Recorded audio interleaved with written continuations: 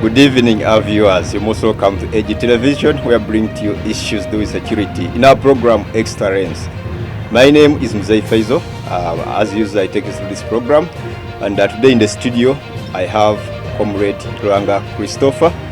Comrade Lwanga Christopher is the party head of ideology, research and documentation department of the Uganda People's Congress, the only political party that has been in power twice. It was in power in the 60s up to 71 when it was toppled by Idi Amin Dada. Then UPC came back to power in 1980s up to 1886. So it has something to talk about. And as a political party that has been in government, I thought I should bring him on board to analyze issues to do with security in our country. Mr. Lwanga Christopher, you're most welcome. Thanks for hosting me, and thanks for Edge TV and this program of Extra Lens. Yes. To invite me to contribute on an important topic of security. That's very wonderful. Yes. In the country, we have had issues to do with security, but before that, I bring to you news. The brief in the country that has been happening. We have had the president of the Democratic Party signing a cooperation agreement with the NRM, and right now is now the minister. The Minister of Justice and Constitutional Affairs designate. On that, we have also had issues to do with food insecurity in Karamoja, where government has given them a relief of to a tune of 35 billion, and also other humanitarian agencies have also come to their rescue. But not that alone, we have woke up people who are dead in different communities across the country. That's why we have come here to discuss and analyze issues in the country as far as security is concerned. In East Africa, we saw of late, the member states of the East African community. They assembled they gathered in Nairobi to discuss the security situation in Democratic Republic of Congo, where DRC is at war with M23. It's a rebel group. We also have the ADF is also a rebel group, and even ADS here in Uganda, in Kampala, they tortured us with issues to do with the bomb blast. We had those issues with just them. Comrade Lwanga Christopher, yes, please. What do you make of the situation in the country as far as security is concerned? Yeah, the security levels in the country should be scaling at certain intervals. Yes. And this is compounded by a number of factors. Yes. We have had complaints from Northern Bypass, the newly modern road, yes, from Kireka to Busega. People are complaining of attacks of various nature. Some are using pavers, these road pavers. Yes. They can hit you on the head and you become unconscious. Others have prepared the raw eggs which they throw on the screen of the car. When you either try to clean it, you land in the hands of the criminals. Yes. Then of course there are so many breaks in of various homes in and around. Yes. But generally these are the effects of COVID-19 lockdown. Yes. So many people with the small jobs, so many people with the informal jobs, their businesses totally collapsed because of the challenges of COVID. And even other established businesses which we could be proud of also did not survive the heat of COVID. Comrade Professor, yes, for our viewers out there, yes, how could you make him or her understand, how could you make them understand where the situation of COVID-19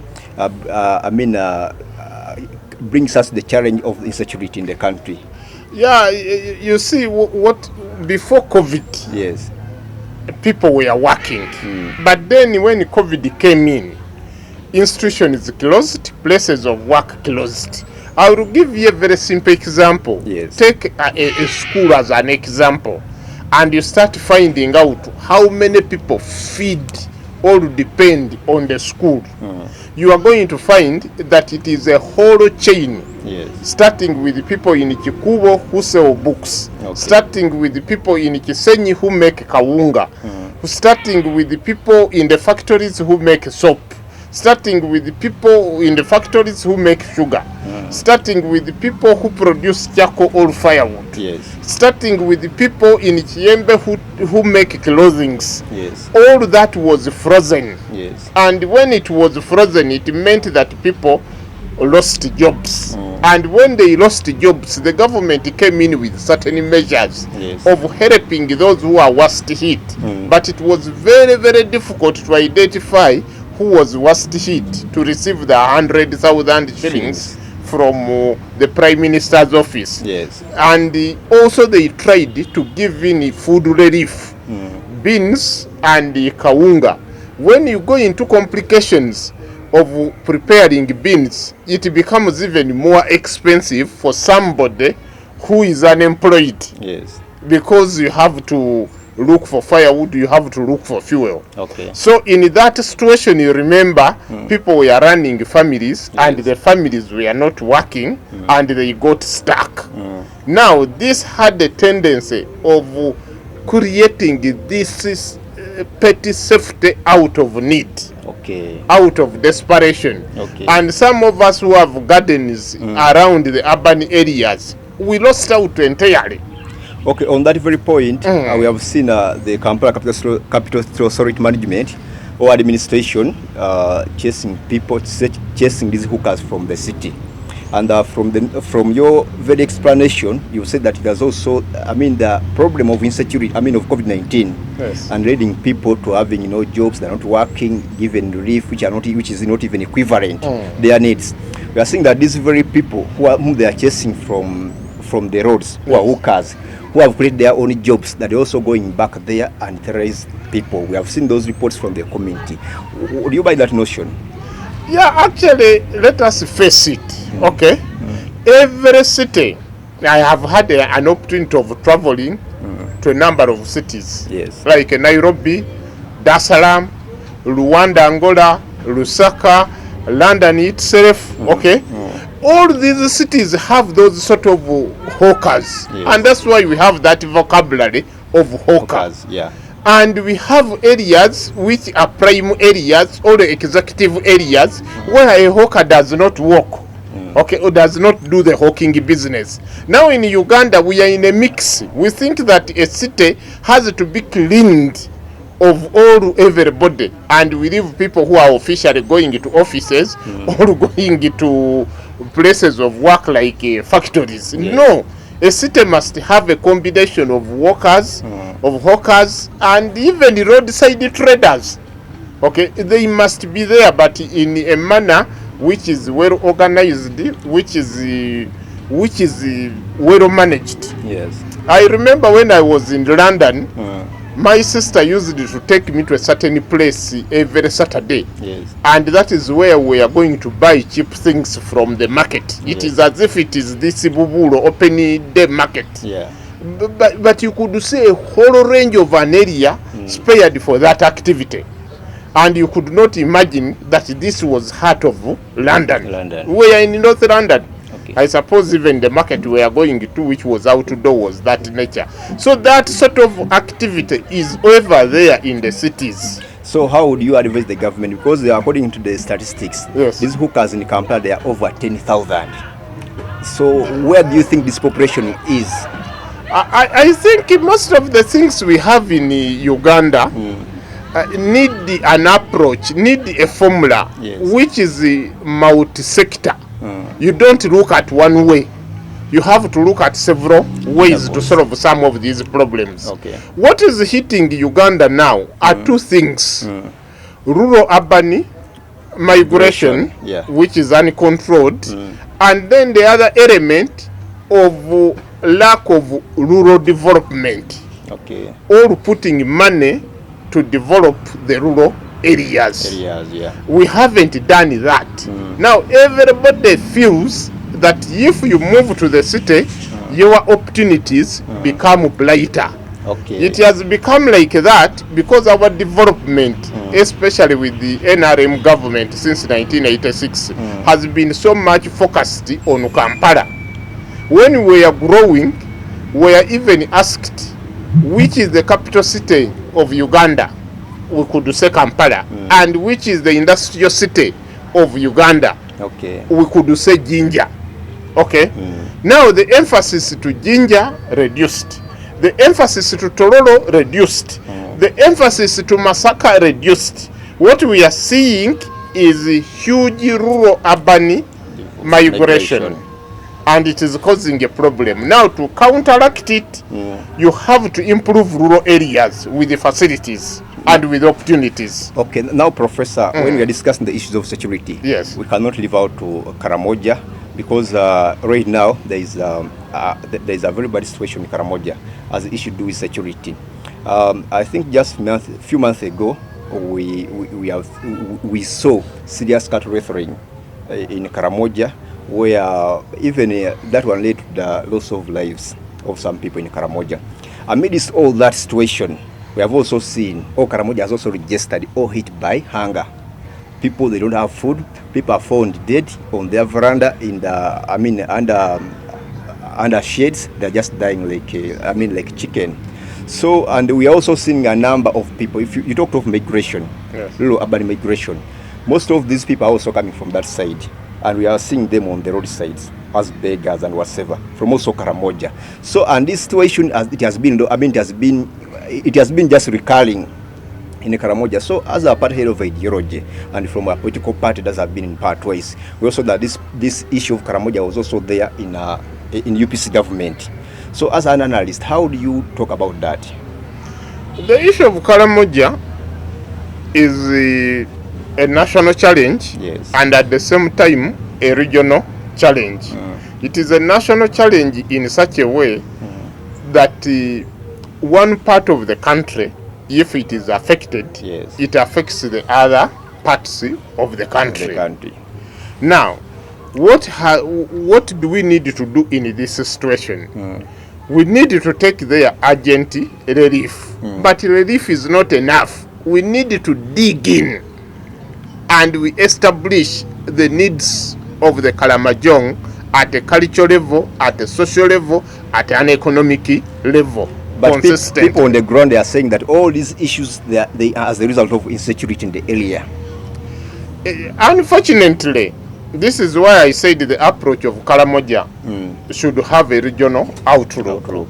That belt between northeastern Uganda, southeastern New South Sudan, northern Kenya corridor into Ethiopia, into the Mediterranean, into the Red Sea, has a sort of an axis of instability. Yes. And that axis of instability is that most of the communities which occupy that area Yes. are nomadics in nature.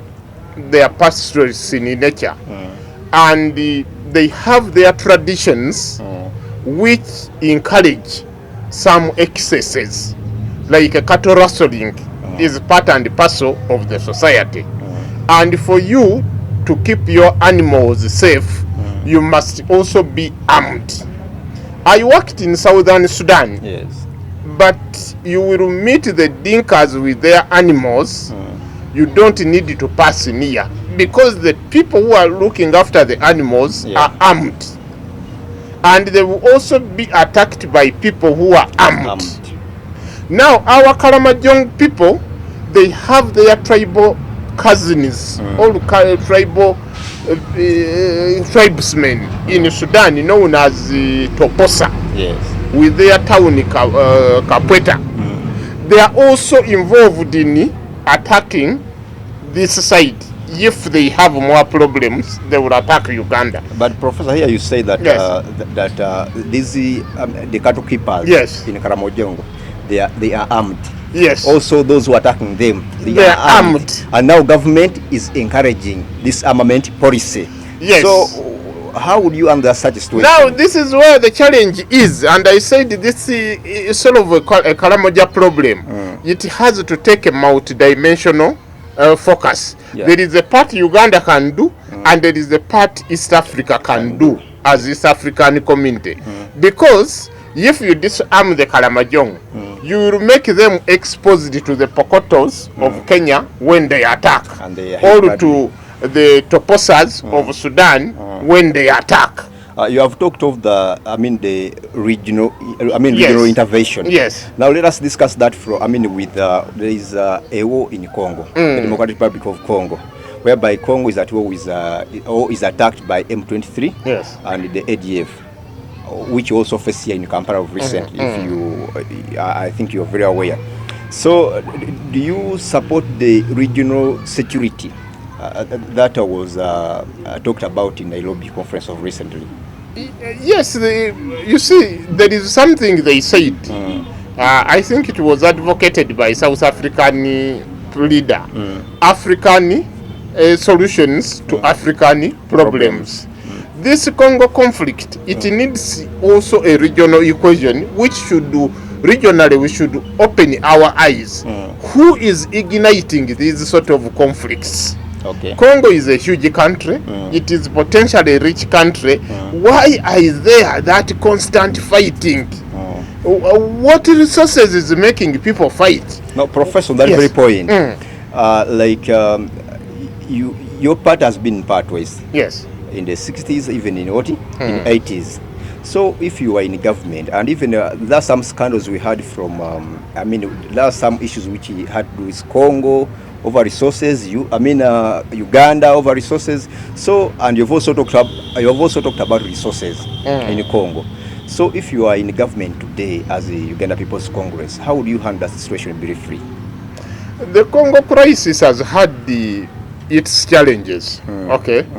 And the challenges certainly, now they have been heightened. We are living in a globalized world. Now DRC has been found to have the strategic minerals which are needed to propel the computers, to propel the smartphones, and even these new electric cars we are talking about. They are found deep in the Congo. Now, each external interest would need to access Congo through the back door, not through the front door. Now, the regional countries together with the Congo must ensure that they will create peace, and all those people who want to do legitimate business in Congo, they come through properly. Okay, Professor, Yes. I'm afraid that we're out of time, but this episode is going to continue in our next in our next coverage. I thank you so much for honoring our invitation to come and analyze the issues with security on our program, The Extra Lens, on Edge Television. Thank you so much, Comrade Professor Wanga. Is the party head of ideology, research and documentation at the Uganda People's Congress headquarters. My name is MUZEYI FAIZO. I leave you with the entertainment program to take you to entertain you with all the music you desire to listen to. Thank you so much.